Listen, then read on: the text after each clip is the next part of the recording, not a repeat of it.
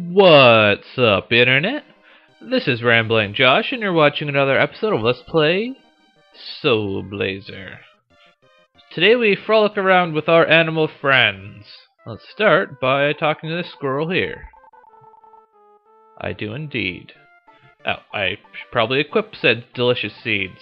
There it is. Sounds like a deal to me.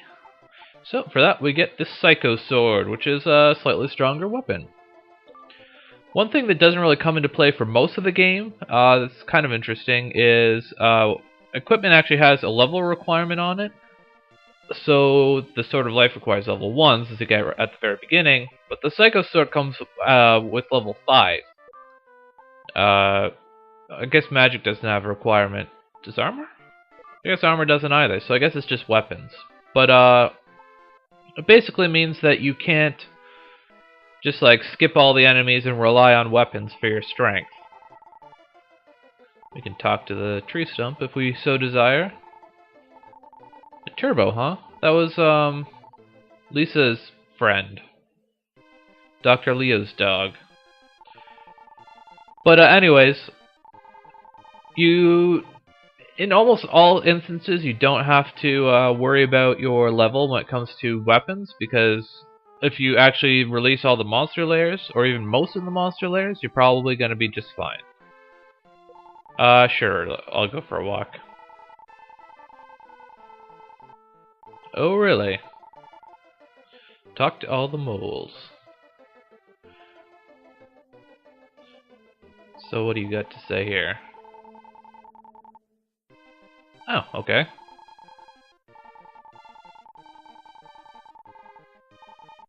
Yeah, I guess, Lost Side Marsh, huh? Well, we've been through the water shrine, so I guess that means there's 2 more shrines. I guess it would be kind of hard for Trunks to move around.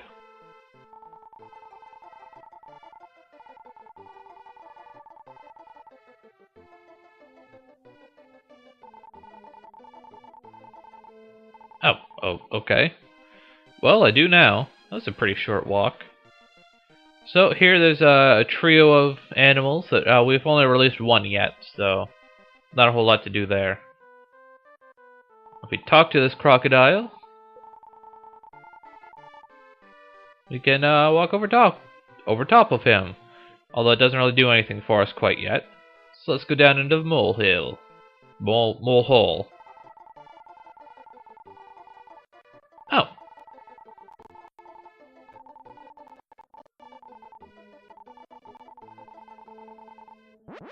The creature who lights up darkness. So anyways, you can see we now have the Soul of Light. And the Soul of Light is how you're supposed to tell that those statues come to life. As far as I can... At least I'm pretty sure that's the way it works.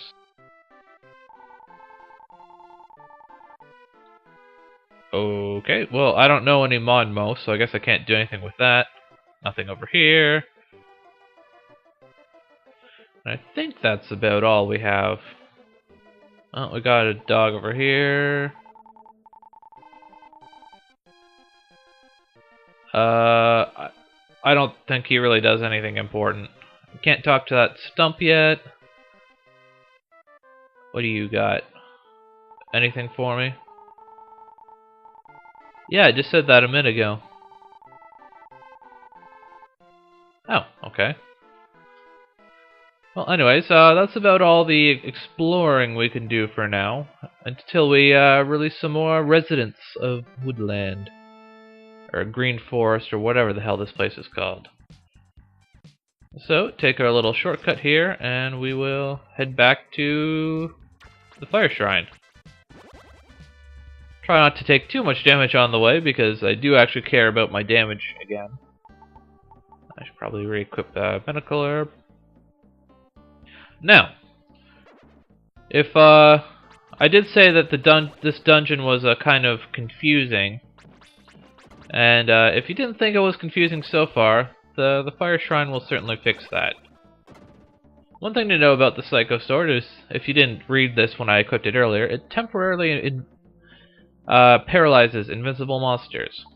So here we have another steel enemy, like we had in Dr. Leo's painting, which we can't kill yet, but we can paralyze it. Which is something, at least. Another dog.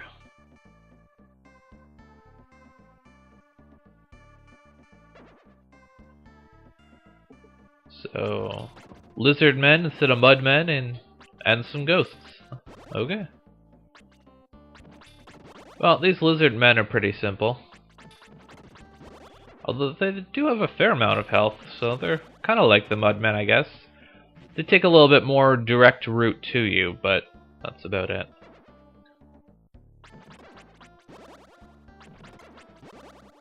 Alright, I was going to demonstrate big gems flying towards you, wasn't I? Was that last episode? I think it was. Well, whatever. Oh hey, a chest. That's an odd place to put a medical herb. And this is the monster lair for the little metal scorpion dudes. So now it's time to go downstairs. And whoa, what the heck do we have down here? An empty chest, apparently. That's a real jackass move. Whoa, lots of lizard men.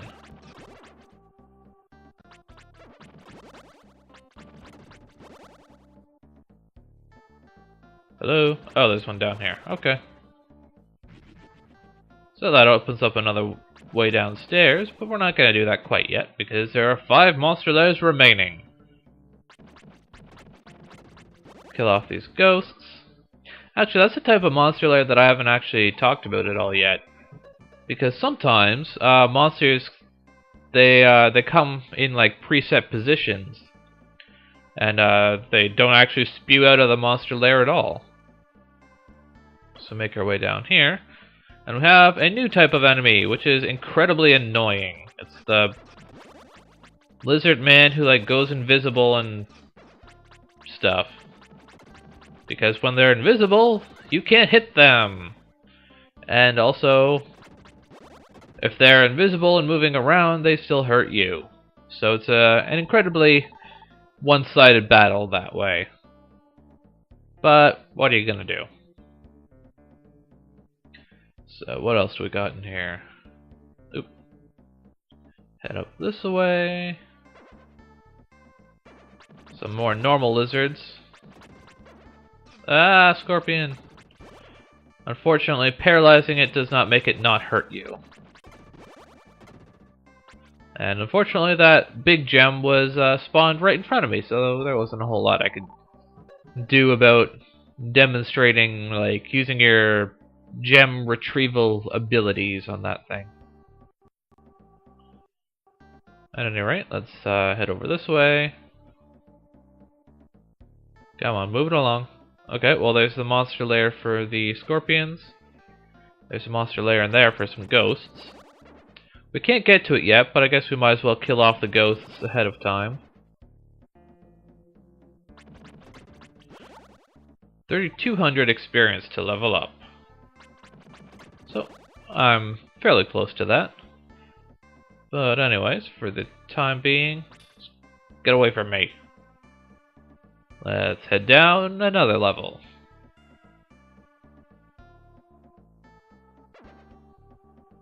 Whoa, firemen who shoot fireballs.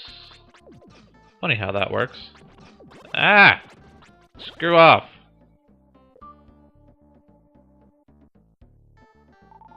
What do we got here? Another mole.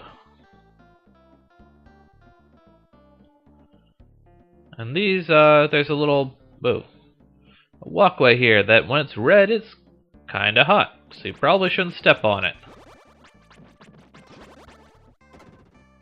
Kill off some ghosts. Easy enough. Hey, another member of that trio. Okay. Big long pathway here. And even though they give you 2 little platforms you can step on, you can make it halfway with each each go, so if you're impatient like I am, then you are vindicated in skipping one of the platforms. Another little fairy jewel thing. And you can step on this thing like as soon as the color starts to fade. It doesn't actually hurt you unless it's at like its full reddest. Which applies to if you're like standing on it when it starts... Oh, light arrow magic, okay.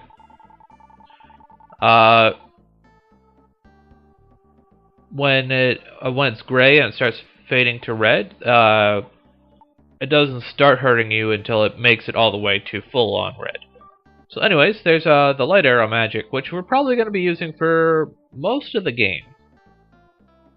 So let's see here. There's a whole bunch of these things, and we want to start on the farthest on the left. I should probably demonstrate the light arrow magic, but these guys are a very bad thing to demonstrate the magic on. Taking a lot of damage here, but I'm pretty close to leveling up. Come on. These things are so annoying. Like, they're seriously one of the most annoying enemies in the game, as far as I'm concerned. There we go. So anyways, that's the light arrow magic. It's a lot like the fireball, except it shoots out in all 4 directions. It also does much more damage, so that's nice. And if I just stand here, I'll keep these scorpions occupied. But I apparently won't kill this stupid lizard.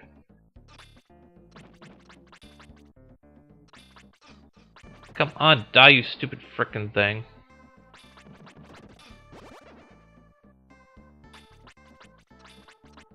Come on! Now these scorpions are all stuck on top here.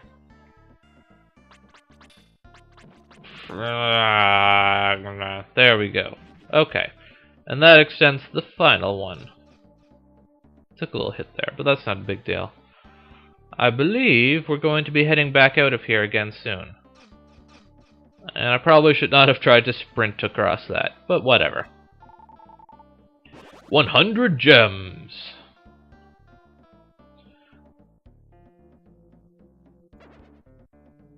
I'm not gonna risk going across there. And probably the nicest thing about the light arrow magic is the fact that you don't actually have to try it. It's not as hard to aim. Because like with the fireball magic, the fireball always shot in the direction that you were facing, which could make things kind of complicated. But here, it's just, you know, the only things you have to compare is where your light ball is, and basically just draw a line in each 4 directions. Sleeping bird, huh? So you don't have to worry about like, oh, the enemy I'm trying to shoot is on the right, so I better turn that way, and then the way you move kind of affects the like it makes your little magician friend move around a little bit as well. So that can get kind of dicey at times.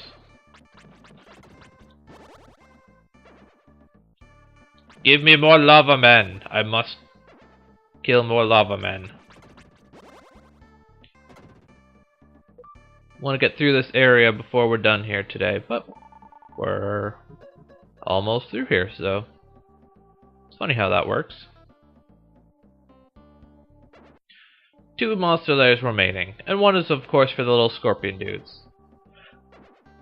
So here's a good place to demonstrate what I was saying with how you can control your magician by moving. If I hold to the left, you can see that the magician moves to the left a bit. So let's use some magic. Bam! And I couldn't have done that with the fireball quite that way, because if I'm holding to the left, then I can't aim down. Although I could have just shot, like, there, but whatever.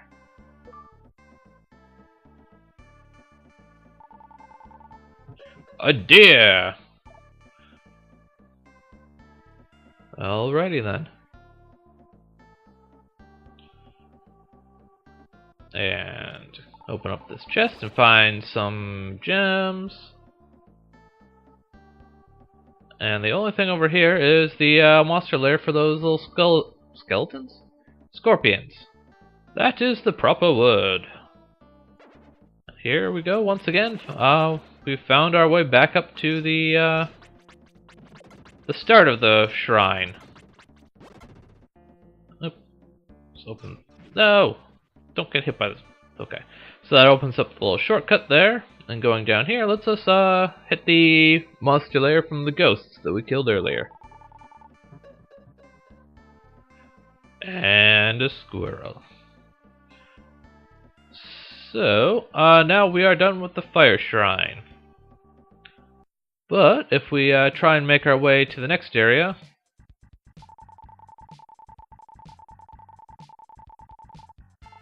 these rasps don't seem to like us a whole lot.